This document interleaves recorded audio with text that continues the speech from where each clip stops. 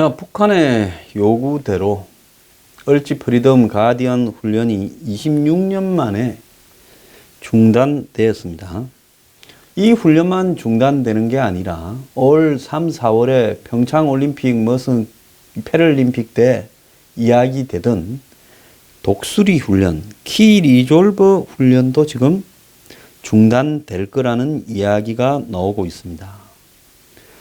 트럼프는 스톱을 했다. 즉 훈련이 중단되었다라는 스톱이라는 표현을 지금 했고요. 미국의 국방부는 서스펜드, 유예했다라는 표현을 썼습니다.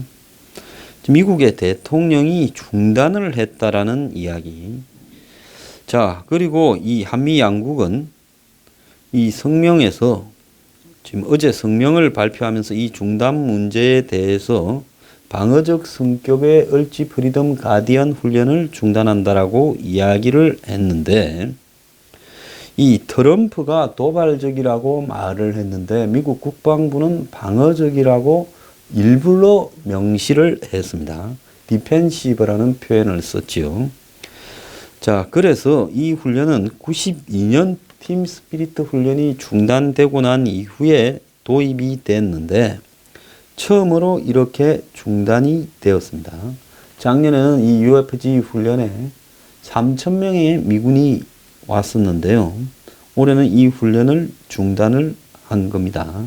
근데 문제는 이 훈련 중단이 여기 UFG 훈련만 해당되는 게 아니라 한미 간에 1년 내내 사실상 훈련을 하는데 다른 훈련도 중단될 게 거의 확실하다는 겁니다. 그래서 내년 봄에는 키 리졸브나 독수리 훈련, 쌍용 훈련 등도 중단되면서 지금 한미 간의 다양한 형태의 연합 훈련이 수백 개가 되는데 그 연합 훈련을 이렇게 이제 차례대로 모든 연합 훈련을 중단하는 여부를 미국과 검토하겠다고 한국의 국방부가 이야기를 하고 있습니다. 그래서 부대별로 하는 조그만 훈련도 중단될 수 있다는 겁니다. 그러면 훈련하지 않고 하루 종일 앉아서 먹고 자고 싸고만 하는 부대가 이게 부대라고 할 수 있겠습니까? 그럼 군인은 한마디로 위기가 왔을 때 대응 매뉴얼이 없는 거죠. 이번에 일본 오사카에서 강도 6의 큰 지진이 났고 여전히 지속되고 있는데도 겨우 3명만 노약자 죽고 부상자가 한 200명 됐습니다만은 지진의 규모에 비해서 피해가 거의 없었습니다.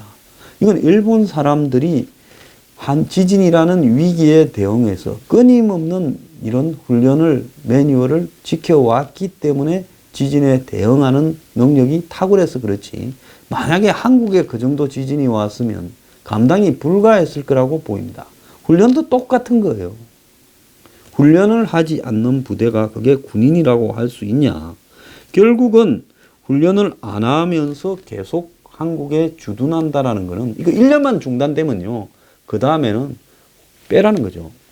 왜냐하면 권투 선수가 선수라고 불리는 거는 허구한 날 권투 연습을 하다가 트레이닝을 하다가 경기장에 한 번씩 올라가는 거지. 하루 종일 먹고 자고 놀고 하는 사람을 누가 권투 선수라고 부를 수가 있겠습니까? 마찬가지로 한 1년만 이게 지속되면 이제는 내년쯤에는 미군이 빠져나가기 시작할 거라는 거죠. 그래서 결국은 중국과 북한이 그렇게 눈앞에 가시 같은 주한미군의 존재를 훈련을 중단시키고 대형 핵과 관련된 장비들을 못 오게 하면서 고립된 미군이 결국은 밀려날 수밖에 없는 단계로 몰고 가고 있다는 겁니다. 자, 돈 하는 돈에 환장한 것처럼 보이는 트럼프. 말이 나왔으니까 말이지. 미국의 대통령을 왜 한국에서 뭐라 하냐. 문재인을 욕해야 돼. 문재인 욕 실컷 해요. 한미 간의 관계에서 한국이 미국한테 지금 이 정권이 일시적으로 잘못한다 하더라도 할 만큼 했어요. 이라크에 오라 그러면 이라크 가고, 아프간에 오라면 아프간에 가고, 평화유지긴 파견해라면 파견하고. 자, 그랬는데 미국의 대통령이라는 사람이 좀 또라이가 와가지고 주한미군을 저런 식으로 다루고 한국을 돈으로 바라보는 이런 부분, 그리고 북한하고 딜 치겠다라는 부분은 문재인을 욕하는 이상으로 트럼프도 욕 들어 먹어야 되는 거지. 왜 트럼프를 욕을 하면 안 된다라고 그럽니까? 정말로 나는 이해가 안 가는 사고를 가지고 있다고 봐요. 그러면서 지금도 트럼프가 모든 걸 해결해 줄 거라고, 예? 어떤 사람은 종교적 입장에서, 어떤 사람은 친미 사대주의적 입장에서, 어떤 사람은 황당한 소설을 써야 장사가 돼서 그런 소리들을 하고 있습니까? 그런 일이 발생하기 전에 어떤 형태로든 한국의 보수 진영의 분노를 전해서 이렇게 안 되도록 해야 되지 않겠냐는 거예요. 내가 무슨 트럼프 같은 사람을 욕을 하고 말고 뭔 개인적인 이해가 나한테 있겠어요. 이제 그러니까 한강수는 원래 다 깐다. 제가 다 깝니까? 할 일이 없어서 내가 다 까고 앉았어요? 삼류들을요? 자, 그래서 이 문제에 대한 우려가 지금 곳곳에서 나오고 있습니다.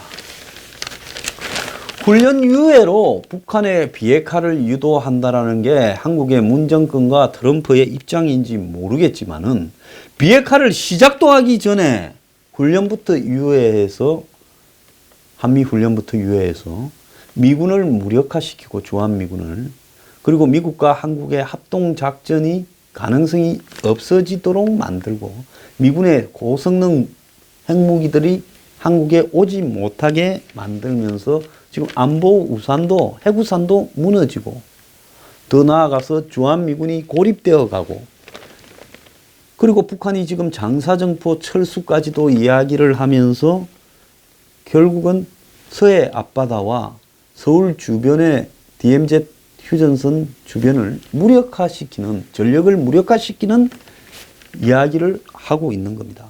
그래서 안보가 과도하게 무너질 가능성이 지금 나오고 있다라는 겁니다.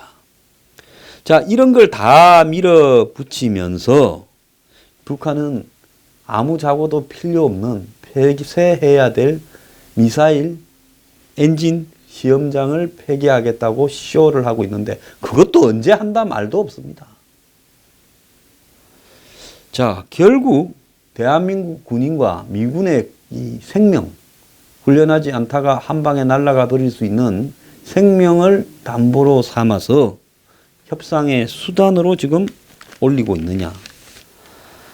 그래서 정부는 한술 더 떠가지고요. 이 정권은 뭐라고 하는가 하면 정부가 을지 프리덤 가디언 훈련 때 별도로 하는 을지 훈련도 중단한다고 하고 있습니다. 자, 공무원들이 북한이 전쟁이 났을 때 어떻게 치고 내려올 때 어떻게 대응해야 하는가를 훈련을 해야 됩니다. 6.25 때 한강 다리를 이렇게 한강을 서울을 사수한다 해놓고는 대통령이 지가 도망가고 한강 다리를 폭파시켜서 많은 사람이 죽도록 했다 어쩐다 하는데요. 6.25 때 무슨 놈의 매뉴얼이 있었겠습니까? 전시 대응 매뉴얼이요. 그러니까 그냥 순식간에 무너졌고 알아서 양심에 따라 버틸 사람은 버티고 했던 겁니다. 그런데 지금 전쟁이 일어나면 6.25 때보다 더 한국 정부가 유지될 거라고 보십니까? 전기나 가스나 식수가 공급이 되고 더 나아가서 방송이 작동을 하고 이렇게 될 거라고 봅니까? 저는 방송국을 장악한 이 한국의 친북들이 드디어 북한의 해방군이 내려오셨습니다라고 방송을 하지 않을지 걱정이 되고요. 공무원 중에 누가 남아서 한마디로 자신의 본분을 다하려고 노력하겠는가 하는 생각이 듭니다. 북한은 아마 전쟁을 하게 되면요. 수도권 일대에 가장 먼저 점령해야 될 부분들을 나름대로 이렇게 정해놓고 북한이 가지고 있는 이 글라이더형 목재 비행기 등으로 레이더에 잡히지 않은 채 저공 비용을 해서 서울 근교에 서울 시내와 근교에 수천 명을 풀어놓을 가능성이 있습니다. 특수부대를. 그러면 특수부대, 북한은 특수부대 한 3, 4천 명이 서울 근교에 흩어져서 기관단총과 수류탄 이런 그리고 개인이 화기 등을 들고 뛰기 시작하면서 주요 시설을 폭파시키면, 즉 가스 충전소나 발전소나 이런 몇 군데를 폭파시키기 시작하면 서울은 순식간에 불바다가 되고 가스나 전력이나 방송이나 통신이 마비될 거라고 보고 있습니다. 그런 상황에서 공직자와 군 지도부가 유기적인 연관성을 가지면서 대응하는 매뉴얼, 모든 것이 마비되었다라고 봤을 때, 통신수단도 여의치 않을 때, 핸드폰이나 이런 것이 다 무력화되었을 때, 과연 통신체계라도 돌아가겠는가? 그런 것이 얼지훈련입니다. 독일군이 소련이나 유럽을 전체를 점령했다가 밀려서 도망갈 때 독일군이 제일 먼저 하는 게 뭡니까? 모든 서류들 중에서 등급을 미리 분류해놨다가 태우잖아요. 그리고 자신들이 잡아놨던 정치인이나 포로들을 정리하는 거. 그리고 독일군의 지도나 이런 작전 개념에 대해서 전부 정리하는 거. 그리고 1차로 후퇴해야 될 사람, 2차로 후퇴해야 될 사람을 분리해서 합니다. 영화에 봐도 그런 게 다 나오잖아요. 그런데 한국 정부는 이런 부분과 관련되어서 얼지 훈련도 중단하면서 막연히 북한이 상응하는 조치를 취해 줄 것을 기대한다라는 말을 합니다. 가만히 보면 이자들 하는 것이 인디안 닮았어요. 문재인 대통령은 인디안 추장과 비슷해요. 그냥 막연하게 북한의 선의를 믿고 하는 거예요. 한패에서 그런지 선의를 정말로 믿을 만큼 순진해서 그런지 저는 정신적으로 북한에 상당히 의존하고 있다고 보고 있습니다. 자, 오늘이 이 원비어 사망 1주년이라고 합니다. 오토 원비어가 북한으로 죽기 직전에 이 조시프 윤입니까? 한국계 국무부 관리가 북한에 들어가서 그를 갖다가 비행기에 태워서 미국으로 와서 며칠 만에 사망을 했지요. 그래서 원비어의 장례식 모습이나 그리고 그 부모들의 분노, 또 트럼프가 그 원비어 부분을 가지고 북한을 분노하고 비난하는 부분을 우리는 잘 기억을 합니다. 그때의 트럼프와 지금의 트럼프는 다른 사람입니까? 지금 미국에서는 원비어 사망 1주년을 맞아서 북한 정권의 사악함과 반인도적 범죄 개선에 관심을 가져야 된다고 미 의원이나 전문가들이 촉구하고 있고요. 원비어의 아버지, 제가 볼 때 트럼프보다 한 10배는 훌륭한 사람이라고 봅니다. 이 사람이 평창올림픽 때 펜스 부통령을 따라와서 탈북자 등을 만나고 목소리를 좀 냈는데 한국의 정권은 이 사람을 철저하게 무시했고 차단했고 한국 언론들은 인터뷰조차 제대로 하지 않았습니다. 우리는 전부요, 문재인의 공범입니다. 나중에 나는 안 그랬다 하고 문재인만 욕할 것도 없어요. 원비어의 아버지는 북한을 범죄 집단이라고 분노해 말했고, 로 포트먼 상원 의원은 북한 정권의 사악한 본질을 상기시켜주는 날이라고 말을 했습니다. 또 원비어 아버지는 아들이 죽은 이후에 사제를 틀어서 로비스트를 고용해서 북한에 대한 제재 법안을 만들었고, 또 지금도 전 세계의 자유인권단체를 쫓아다니면서 북한을 비판하고 있습니다. 이 사람은 그 자동차 부품 회사를 운영하면서 재력이 좀 있습니다. 그런데 아들 사망 이후에 북한 정권의 실체를 알리기 위해서 굉장히 노력을 하고 있는데요.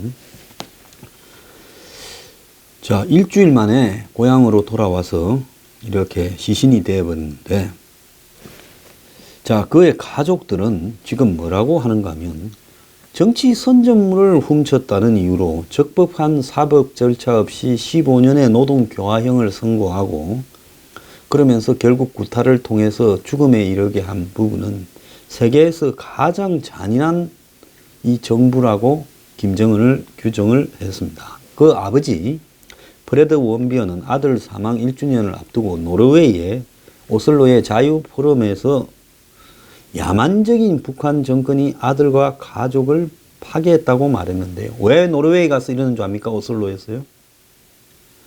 노벨 평화상을, 이 노벨의 다른 상들은 스웨덴에서 하는데 노벨 평화상은 노르웨이 오슬로에서 하잖아요.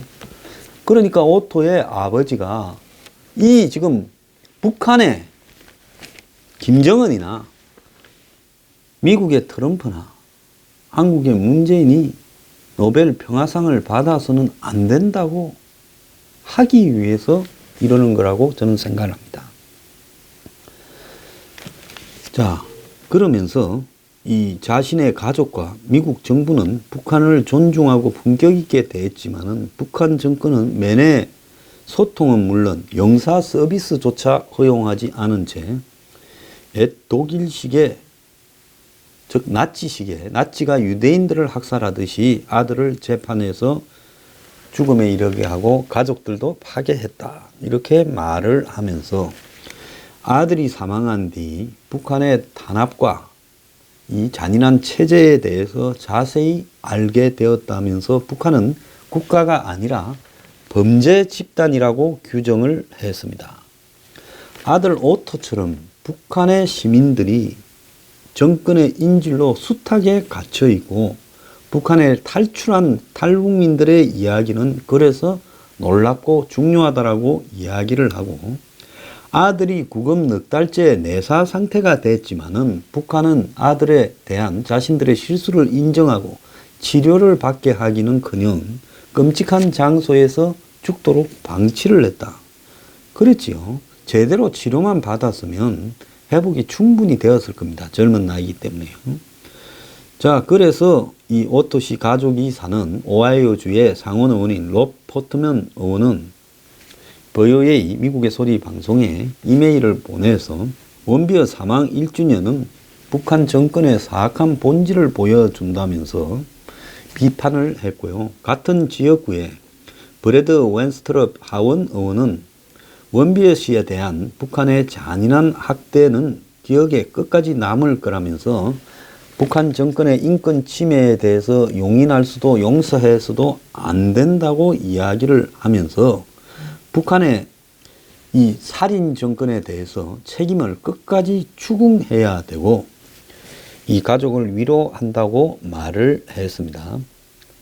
자, 원비어의 사망은 미국인들의 분노를 가져왔고 트럼프의 강경한 대북 정책을 가지고 왔는데, 이제 트럼프가 김정은을 보고 샤프하고 뛰어나고 능력 있다고 말을 하면서 심지어 부러워하는 모습까지도 보이면 이 오토 원비어의 부모는, 가족은 그런 트럼프에 대해서 뭘 느끼고, 또 자기 아들을 때려 죽인 저 잔인한 김정은이 국제적인 행사장을 다니면서 지금 자신을 마치 친절하고 쿨한 젊은 지도자, 능력 있는 젊은 지도자처럼 묘사하는 언론을 보면서 뭘 느끼겠습니까? 트럼프는 6월 12일 미국 회담 후 기자회견에서 원비어의 죽음이 북한의 인권 문제를 부각시켰고, 그래서 강한 국제적인 압력이 북한에 주어져서 미국 회담이 열리게 되었다라고 말을 했으면서도 정작 김정은에게는 인권 문제를 진지하게 제기하지도 않았고, 그리고 그가 회견에서 인권 문제는 북한뿐만 아니라 많은 곳에서 험악하다, 러프하다고 말을 해서 미국 언론이 굉장히 분노를 했습니다. 자, 미국 터프처 대학의 이성윤 교수는 한국인입니다. 미국의 소리 방송에 트럼프의 이런 발언은 원비어 씨를 포함해서 김정은 정권의 셀 수 없는 피해자들을 모욕하는 부분이다라고 지적을 했습니다. 자, 원비어와 다른 수백만의 피해자를 기리는 길은 북한의 폭군 김정은을 칭찬하는 게 아니라 북한 정권의 반인도적 범죄를 절대 잊지 않도록 영원히 기억하도록 가르치는 건데, 참 이런 모습들이 지금 미국의 대통령이라는 사람에 의해서 이렇게 지워졌습니다. 오늘 한국에서도 어제 이 150명이 모여서 원비어 이 사망을 추모했는데요.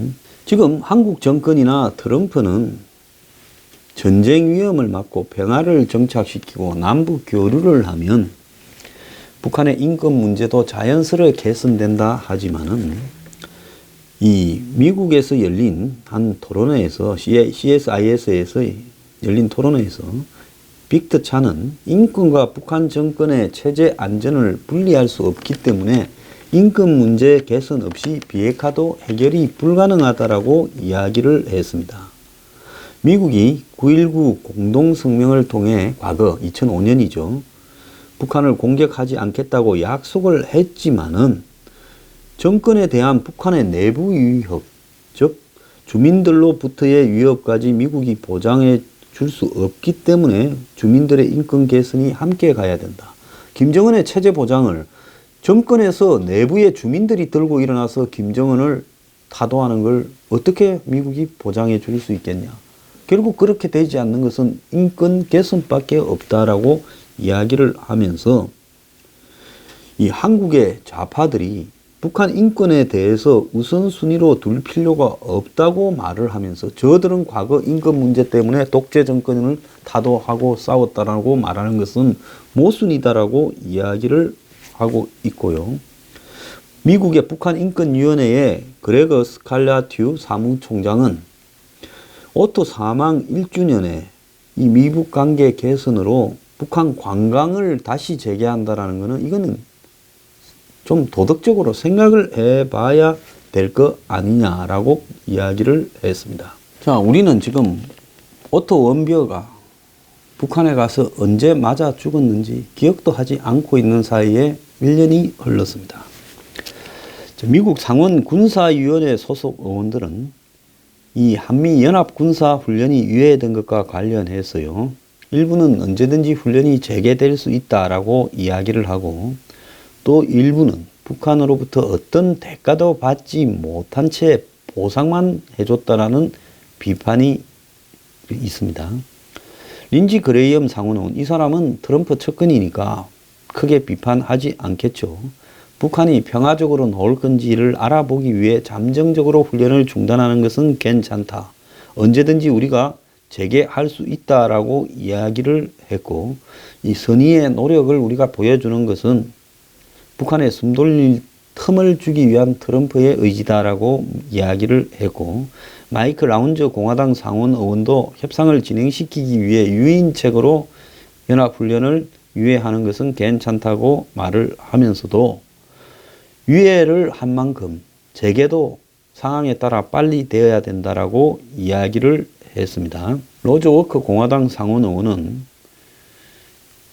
이 한미연합훈련 유예 결정을 미리 평가하지는 않겠지만은 이 최종 결과가 나올 때까지 조금은 한번 지켜봐 주겠다 이렇게 말을 했고 민주당 소속 상원 의원들은 매우 비판적인 입장을 보였습니다.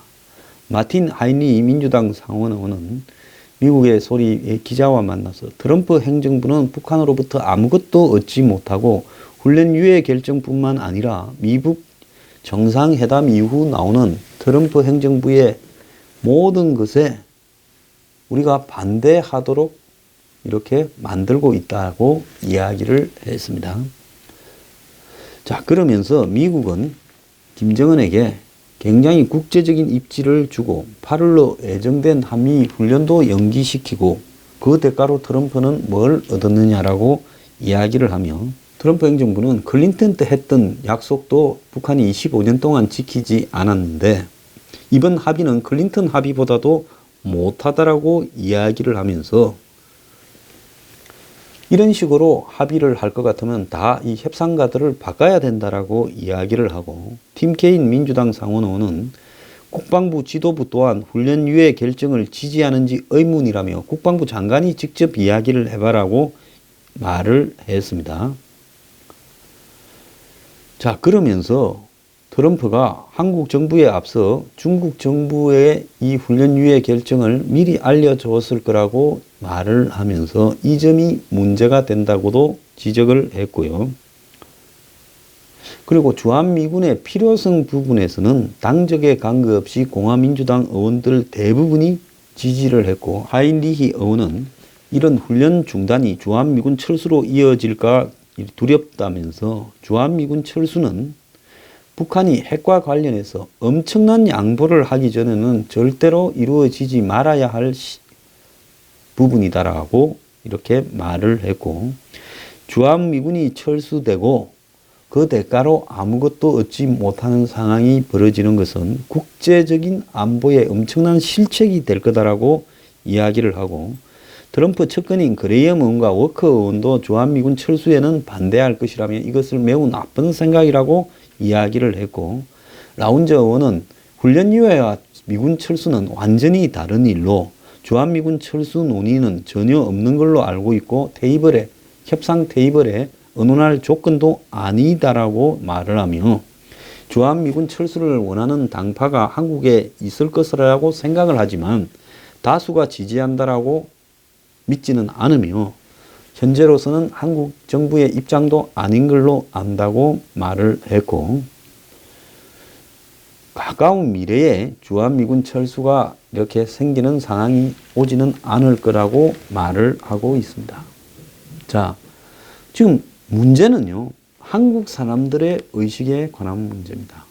훈련이 중단되면 결국은 그것이 미군 철수로 가게 될 가능성이 훨씬 높아지는 거고, 잠정적으로 유예한다, 중단한다 했지만은 이 중단이 고착이 되는 부분을 북한도 노리는 거고 중국도 노리는 거고 한국 정권도 노리고 있다고 봅니다. 그래서 내년 봄에 있는 키리졸브나 독수리 훈련도 중단된다면 결국 그 최종적인 귀착점은 주한미군이 철수하는 것이다. 그리고 한국 국민들이 여기에 대해서 아무런 생각도 없고 이걸 지켜보고 있다면, 보수 일각에서는 트럼프가 북한을 친미국가로 만드는 거라서 아무 소리 하지 말고 트럼프를 믿고 기다리라고 이야기를 하는 것이라면 정말로 주한미군 철수가 될 수 있는 상황도 곧 다가온다. 어떻게 하여 한국의 국민보다, 정권보다 미국의 상하원 국회의원들이 더 주한미군 철수를 반대하는 이런 사태가 벌어지고 있는지, 미국 국회의원들, 상하원 의원들을 상대로 주한미군 철수에 찬성하냐 반대하냐 여론조사하고 한국 국민들을 상대로 찬성하냐 반대하냐 여론조사를 하면 미국의 반대가 압도적으로 높을 거라는 것, 이것이 정상이냐는 겁니다. 지금 우리는 다 미쳐가고 있다 생각을 합니다. 북한의 김정은이 지키지도 못할 약속을 질질 끌고 가는 이유는 두 가지가 있습니다. 한미훈련을 갖다가 유예시키고 이러면서 지금 마치 비핵화를 할 듯이 말만 하면서 끌고 가잖아요. 그거는 뭔가 하면 트럼프의 정치적 일정을 이렇게 지켜보면서 트럼프한테 눈곱만큼 잘라주면서 더 많은 것들을 얻어내고, 왜 급하니까. 그러고는 조금씩 양보를 하면서 트럼프가 정치적으로 어떻게 되는가를 보는 겁니다. 11월 6일까지 이 짓을 할 거예요. 정말로 11월 6일 전에 트럼프가 핵을 몇 개 북한에서 미국으로 빼내고 그리고 ICBM을 몇 개 폐기시키는지 저는 굉장히 의문을 가집니다. 두 번째는요, 결국은 이 미군 철수를 유도하기 위해서 그리고 남한의 국방을 해체하기 위해서 이 짓을 하고 있다고 봅니다. 한국 국민들이 정신 차려야 될 순간입니다.